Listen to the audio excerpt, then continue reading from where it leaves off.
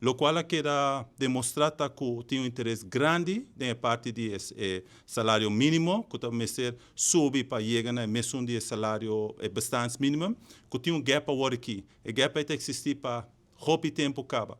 E nós temos que decidir se nós queremos viver em uma sociedade onde o salário mínimo não chega para a gente não viver uma vida digna.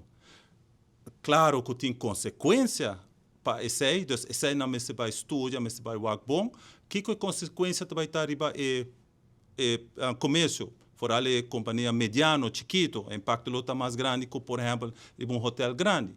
Pero na final do dia, nós precisamos se trabalhar, se a gente não pode viver, de lo qual não está ganhando. E nós todos sabemos que isso não é o caso.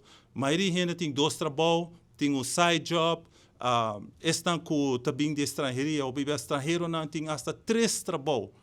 Então, para não poder sobreviver. E isso é algo que a quer ser na sociedade. Nós queremos. E não nos passa basta tempo para papel de você.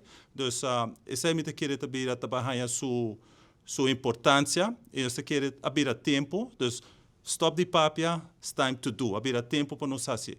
E nós precisamos evaluar o sistema econômico que nós temos, o modelo econômico que nós temos. Para sobre agora que tu vai, hotel, turismo, tá é pilar econômico de Aruba. Nós sabemos que tem hobby, salário bom da indústria aí.